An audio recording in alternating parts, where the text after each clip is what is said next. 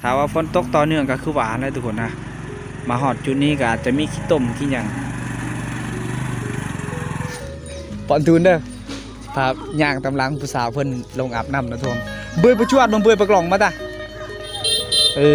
ยผู้สาวสิลงอาบน้ำสงแงดเตี้ยป่ะทุกคนเลยโอ้งามหลายมันกระจังสุดยอดเลยผู้บ่าวไปหากินยกล้อเลยไป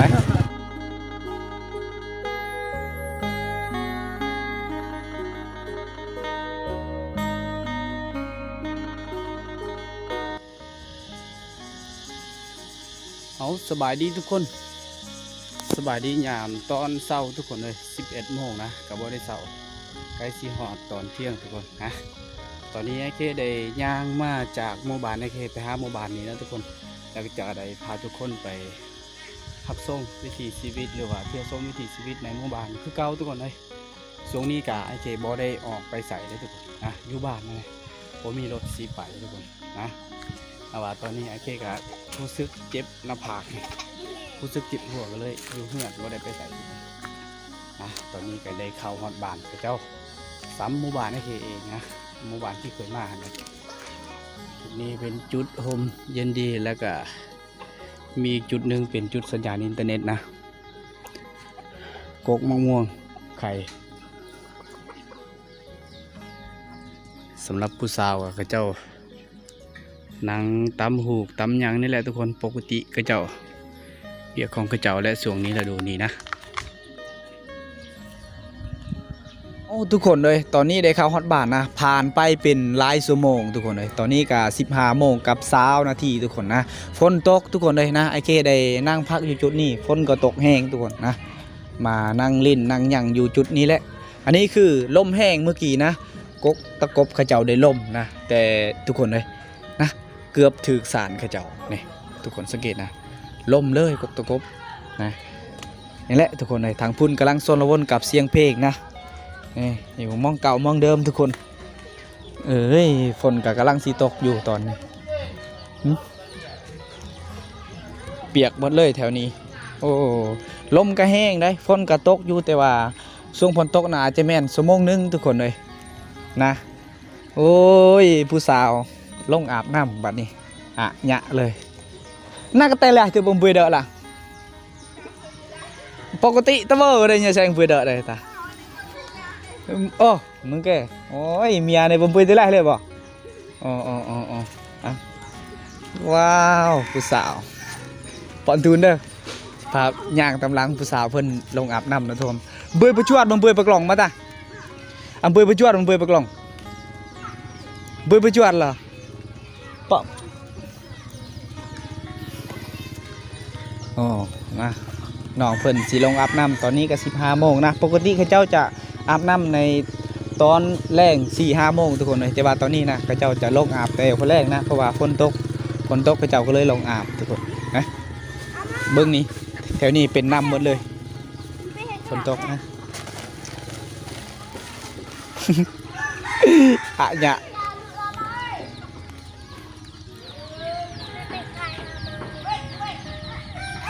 บรรยากาศหลังฝนตกเขาเจ้าเอิ้นว่าบรรยากาศหลังฝนตกช่วงนี้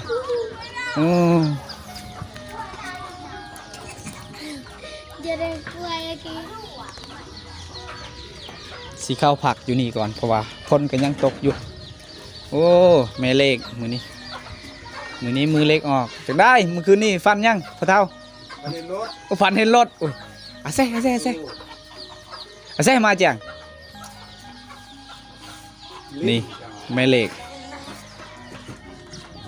ผู้บางคนก็จะไปโซนละวนกับไปหาจับกบจับเขียดกะเกี้ยมแล้วทุกคนเลยนะเพราะว่าฝนกำลังตกใหม่ๆนี่ทุกคนนี่แหละไอเคจะให้ทุกคนได้เบิ่งวิถีชีวิตฝนกำลังตกนะลังฝนตกแล้วเขาเจ้ากะเกี้ยมถือโคมล่ะก็ถือธงถืออีหยังทุกคนเลยเพื่อสิไปหาจับเขียดจับยั่งนี่แหละนี่ตอนนี้ไอเคก็ยืนอยู่กลางหมู่บ้านเลยทุกคนเลย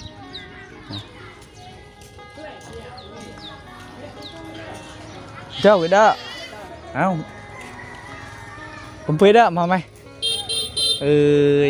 ผู้สาวสิลงอาบน้ำ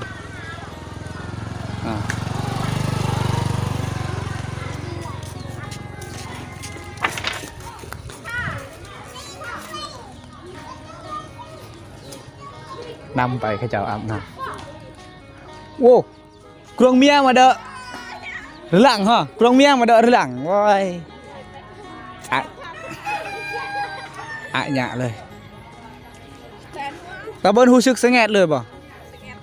สงแงดติป่ะทุกคนเลยโอ้งามหลายมันกระจังสุดยอดเลยกูบ่าวไปหากินยกล้อเลยไป ทุกคนบ้าโอ้ยสินังยังเบื่อเด้อเมื่อกี้เบื่อประจวดเลยว้าวสิให้ข้าเจ้าไปอาบน้ำอยู่พุ่นแต่ว่าข้าเจ้าจะบ่ได้อาบทุกคนโอ้น้ำมันสิขึ้นได้จักหน่อยนะทุกคนเลยจุดเก้าจุดเดิมจุดนี้แหละในหมู่บ้านนะไอเคจะบ่ได้ไปใส่ทุกคนเลยว่าสิอัดคลิปตั้งแต่เมื่อกี้นั่นแหละทุกคนว่าสิถ่ายให้ทุกคนได้เบิ่งบรรยากาศแต่ว่าพออยู่ไปอยู่มาข้าเจ้าจะให้จดนั้นจดนี้สวยเวียกข้าเจ้านะก็เลยแบบว่าบ่ได้ไปถ่ายให้ทุกคนได้เบิ่งเนื่องจากว่าขาเวียกหลายก็เลยอยู่ไปอยู่มาฝนก็จะตกทุกคนนะฝนก็จะตกก็เลยแบบว่าไอเคก็อยู่ไปนั่นแหละตอนนี้หลังฝนตกนะหลังฝนตกไอเคก็จะอยู่ถ่ายบรรยากาศให้ทุกคนได้เบิ่งประมาณนี้แหละอันนี้คือขอย้ำนะจุดนี้คือเป็นจุดชมวิวของหมู่บ้านข้าเจ้าถ้ายามกลางคืนเราก็จะมานั่งแถวนี้ทุกคนเลยโอ้ว้าวเอายังอยู่จุดนี้ทุกคนมาเบิ้งข้าเจ้าซ้อมเดินนะเพราะว่าฝนตกกับมันบนได้ที่มีคุ้มแล้วมันจะมีน้ำแต่ว่าหลังจากฝนเอื้อนหรือว่าหลังจากฝนตกแล้วข้าเจ้าเอาดินโตที่มันบ่ได้เปียกข้าเจ้ามาขุดเอามาทมบ่อนมันเป็นน้ำเป็นนี่โอ้ยคักสุดยอดการเตะระวังได้ไหนฉลาดเลยเดี๋ยวพองไง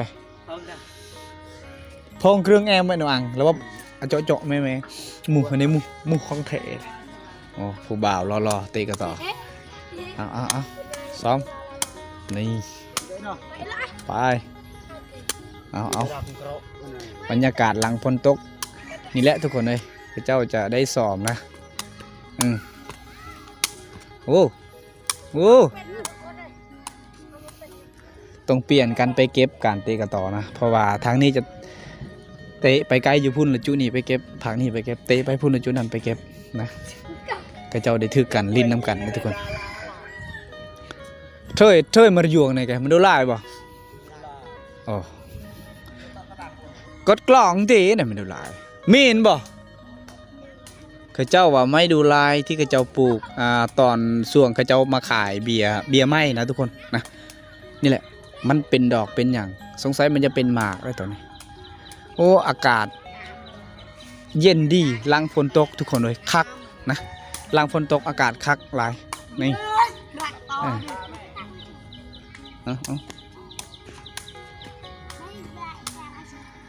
โอ้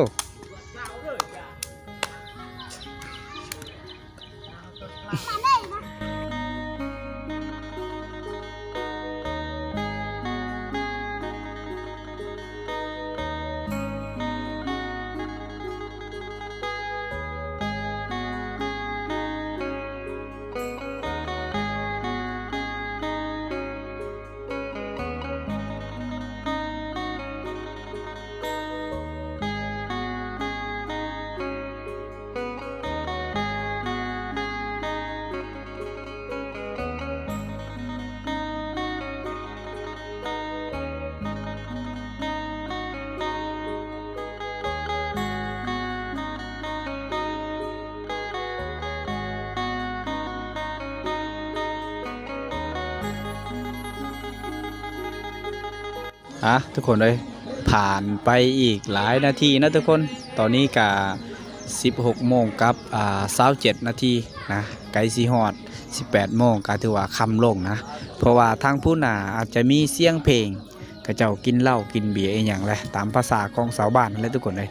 ส่วนทางนี้ก็แม่นนะไอเคเมื่อกี้ไอเคนั่งอยู่จุดนั่นเลยทุกคนเลยมานั่งฟังผู้เฒ่าเว้าพื้นนั่นนี่แต่ว่าพอมีผู้เสือสีฟ้าเลยนะ พิ่นแขกมาแต่บ้านอื่นแล้วก็เจ้ายินดีต้อนรับโดยเราโดยอย่างไอเคก็เลยออกนะทุกคนนะออกจากจุดนั้นเพราะว่าถ้าอยู่จุดนั้นเขาเจ้าจะยินให้ไอเคกิน เนี่ยตอนนี้ทุกคนจะพาทุกคนไปเบิ่งวิถีชีวิตในยามตอนแรงสวงแล้วดูฝนหลังจากฝนตกเนื้อทุกคนเลยแบ่อีกอย่างต่างๆแล้วมันจะอยู่นี่ทุกคนนะหลังเฮือนเขาเจ้าจะมีไก่มีหมูอีกอย่างนี่แหละทุกคนเลยเมื่อกี้น่ะไอเคว่าสีอยู่ให้ทุกคนได้เบิ่งผู้สาวอาบน้ำแต่ว่าอาจจะบ่ได้เบิ่งเนาะทุกคนให้ผู้สาวอาบน้ำนะสีย่างลงทั้งนี้ทุกคน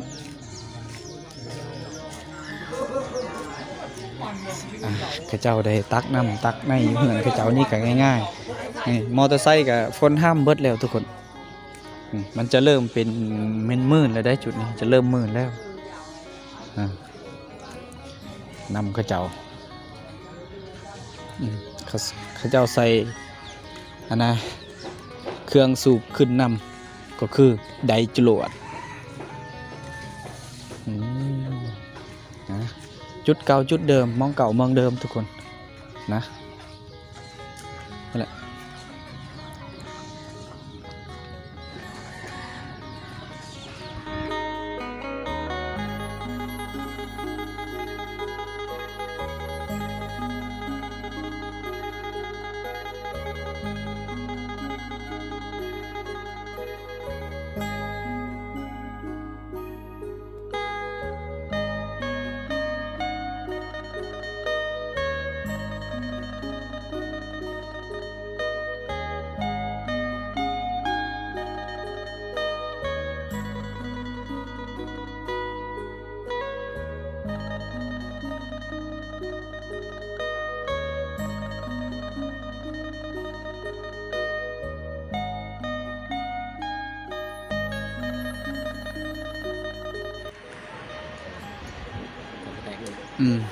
ผ่านไปหลายนาทีนะตอนนี้มาสองเบิ้งผู้สาวขึ้นแต่อาบน้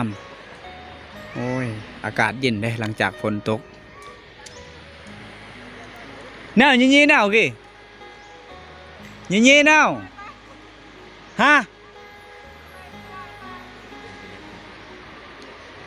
อ้าวมันก็ตื่นหย่อน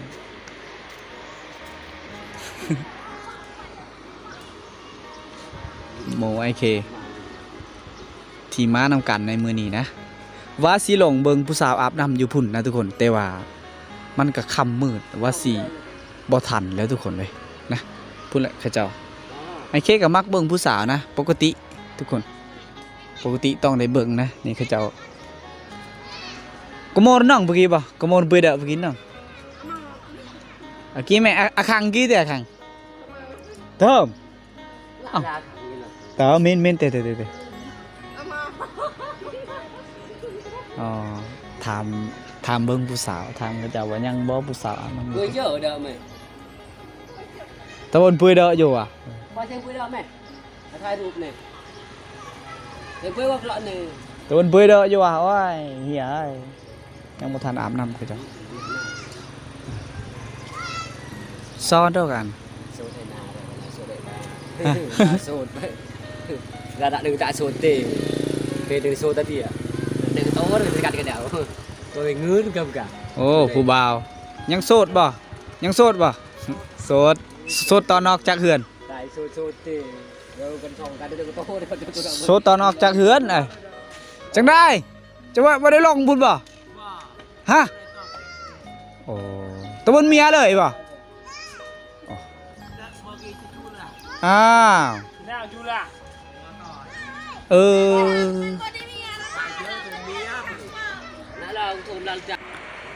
เอาทุกคนเอ้ยไอเคกะยังอยู่จุดนี้นะทุกคนนะยังอยู่ชมวิวตอนแรกแล้วเขาเจ้าลงมานั่งชมวิวอยู่นี่หลายคนได้ทุกคนเลยนะไอเคกะมานั่งอยู่จุดนี้แหละจะได้พาทุกคนไปเบิ่ง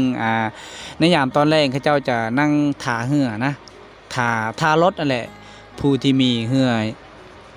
ใหญ่นะทุกคนแล้วก็เจ้าเฮ็ดบักขามรถไปมานะตอนนี้เขาเจ้าก็ขามมารถอยู่พังพุ่นนั่นแหละนะไปกับ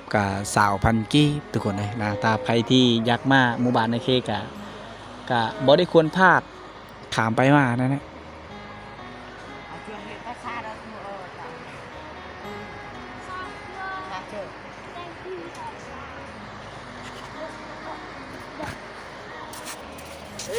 เอาตัวเปะเอามือลอยๆอย่าถ่ายมาแกเอาบุญใส่วางบัตรเปะระวันดูจ่ายเงินหลักยิ่งอ่ะ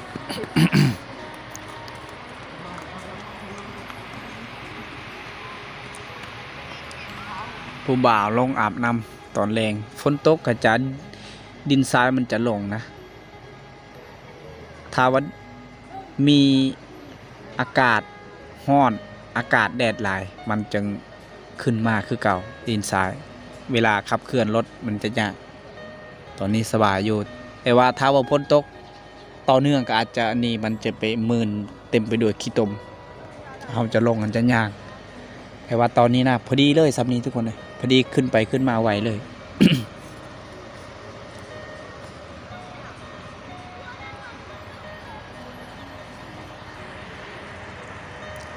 ตอนนี้กำลังขามเลย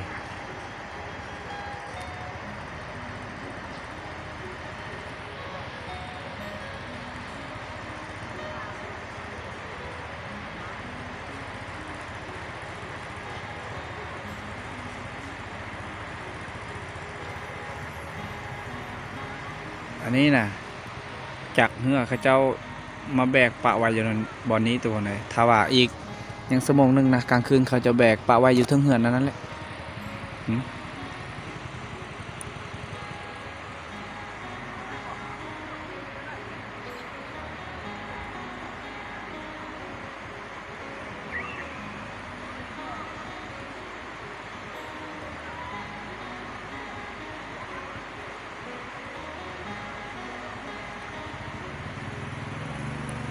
จอดจึกบันนี้เขาเจ้าขับขึ้น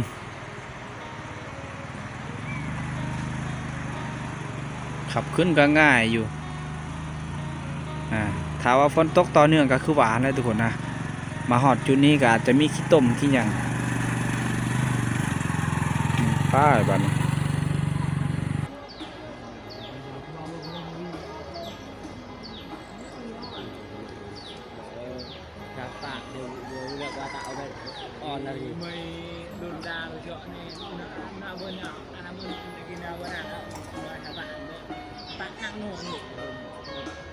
ชีวิตจริงเนี่ยตาหน้า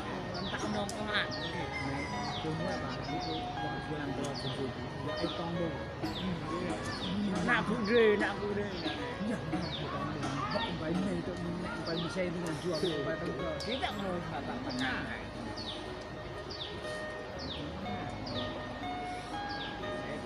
เจออย่างจริงมาดังยาวตัวเอายาวตัวมอเบิร์นยาวครับมอเบิร์นตาเช่นนี้โอ้ยไว้ก่อนตาไว้ช่วงนี้แหละตั้งแต่เอาเงินไปเลยหาเงินไปนะเงินไปเลยนี่มอเบิร์นตาไปดูอะไรก่อนดาวลูกหนาวนี่ก็ดาวลูกเยี่ยมไปเยอะยาวเพิ่มมาหรอมาเมื่ออ้อยถูกกระดาษจะให้ทางเท่ามือตกไปเท่ามือจะมือจะเท่าเละแล้วเนอะแก้คนไหนมาเป็นหน้าตาต้องเงินเลยมาเป็นที่อาจารย์อ๋ออันนั้นทำเองทำงานดีเดียวตัวเดียวดูไปกินคืออยากไปตอนก่อนเลยอะไรมันดูเสียหลักก็เอาไว้นะก็มาเตรียมอันก็ต้องเห็นเตรียม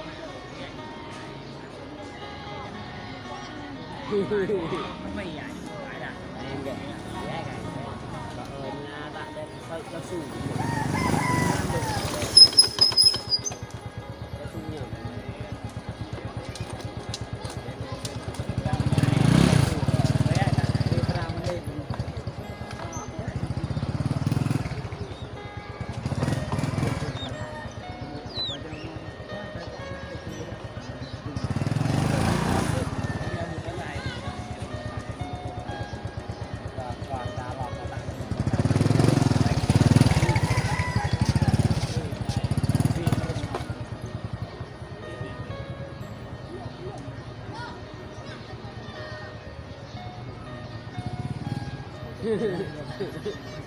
Đây cho bố. Thì giờ có đấy thì cái nào nào.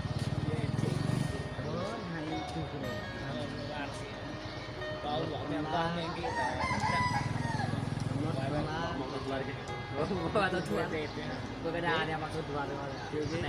tapi ini ada juga kamu nunggu jauh pertanyaan dia kemana nanti dulu ya kalau tua ada iya ya baru sekali lagi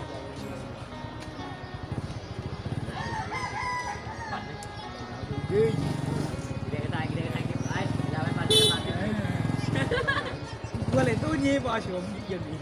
chiaไปเลยได้กันอย่าหยอกกันละกูให้ล่ะไปคนละคืนๆก็อันก็มาเริ่มเนี่ยตลอดอยากเอาว่าแกใส่ความกลัวยอนความกลัวย่อยความกลัวความไม่บ้าที่อ๋อคนละแบบความกลัวยอยกับการที่ก็พอที่การเลี้ยงมีนะความกลัวมีขึ้นนะ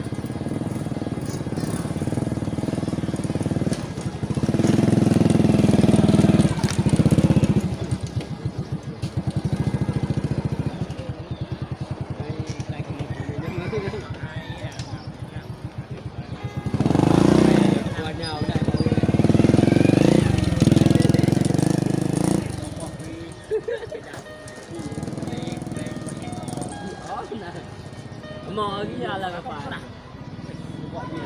em phải xin quay thảo quang tay thoại chạy được quay thật yên từ cái chùa kêu ra YouTube lên tay làm ngàn cầm thảo chưa mấy bài song phân xảo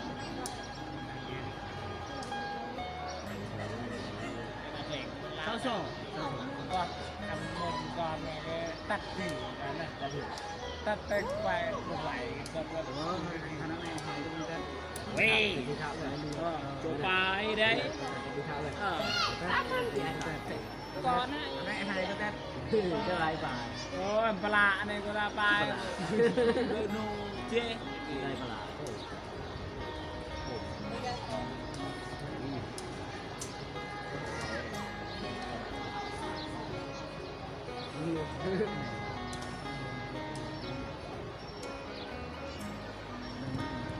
ในค่าลงมันเลยคน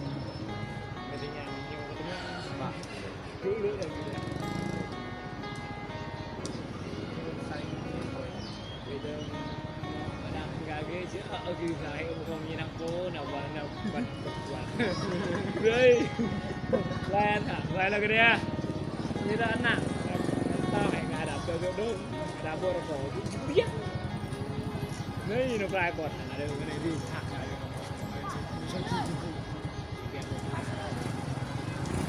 lại này nha cho ơi mày già làm mà đâu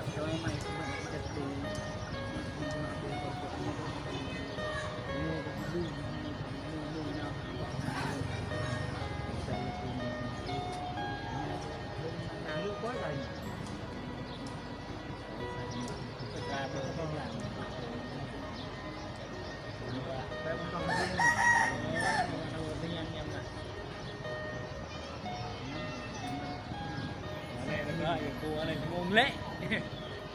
กระต่ายเลย3 ชั่วโมงครับแบบนี้มันจะง่ายดีสุดคืออย่างอันคือนาโบเตอันน่ะนาโบเตขออะไรอย่างขออะไรฟันขออะไรอย่างแหวนขอช่วยกันดูอะไรไปชุดไปชุดมาไปมาเดี๋ยวไม่ยาวต่อเด้อกันคือได้บุญต่อโอ้ย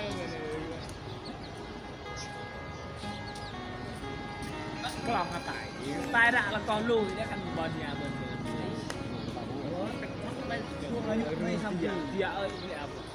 ยุคไม่ทำกี่เลยสนุกมาเนี่ยเดินกันว่าเดินกี่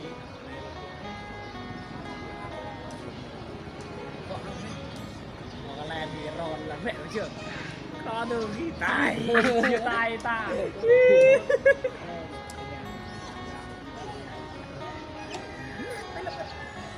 ôi cha rõ muốn con rất lẹ vậy tay có cái gì trong ra rồi nó đâu gì mà này này nó này chứ chưa được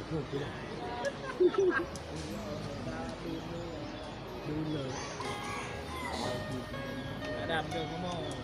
เอากว่าโยกอ่ะเอากว่าชัวตาเอาแต่อันรู้อ่ะอย่าดูเพราะแย่แบบอะไรจะเป็นยังไงบางทีดูเรียกจะโค้งดูไอ้กว่าอาจูดูท่า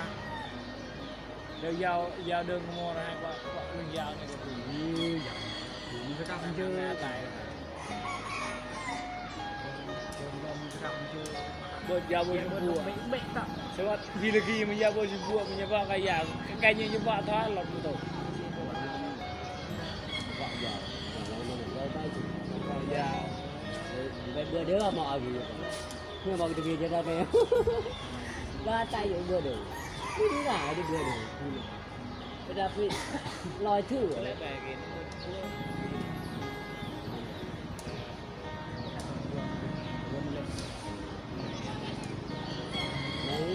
gần nham sao bớt thì chưa làm ở khăn này ấy à rồi rồi là của Hà Đàm thì vậy bài đâu Hà Đàm này vừa vậy bài này nghe thế nào tại cái Hà Đàm khi đang chưa mua khá xả và mấy cái mì giá này kéo pra để chơi lượng can này nó dễ tay vậy vào tủ vì nó đen tay không để nào vào được chưa không phải tay xin chào các bạn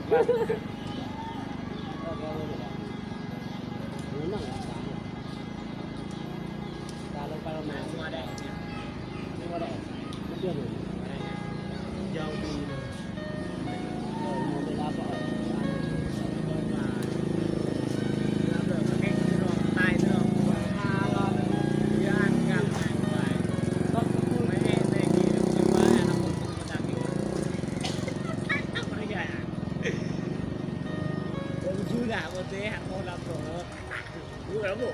năm mùa luôn phải ta tới ốm gì ta nhận phải giá dưới con tổ ơi người ta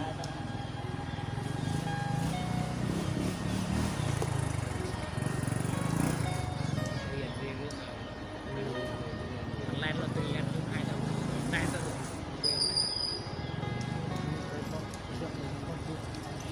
thì tại gà tàn nhà bạn có coi là gà tàn nó nặng này cái cái tao luôn anh nhung phải bằng đây con chó nặng cái bờ gì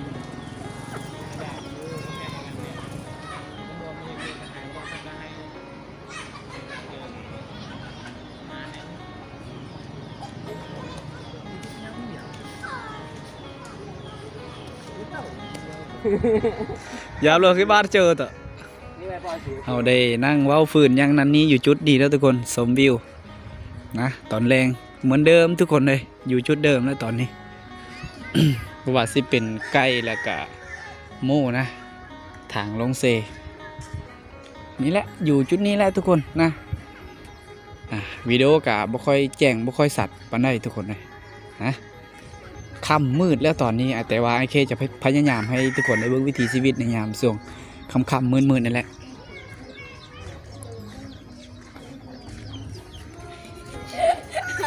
ฝนตกต้องมีน้ำอ่างน้ำข้างไว้แถวนี้แหละเงินซ่านกะยังบ่ทันได้เปียกได้ยังทุกคนเลยจักเหือเขาเจ้าป้าไว้บ่อนนี้นะแบกขึ้นมาแต่เซกับป้าไว้อยู่ในเหือนี่แหละนะ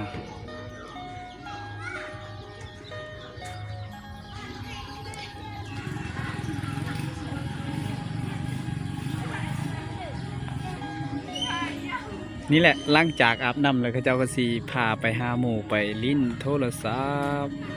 เอาไปเจาะโทรศัพท์ไปไหนปอบยาวอ่ะว้าวสุดงามแต่เสียดายที่วิดีโอบสัตนะทุกคน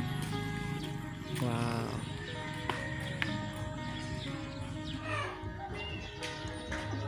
ลมทับทางทุกคนเลยนะแต่ว่าเขาเจ้าตัดแล้วเขาเจ้าตัดแล้วใบมัน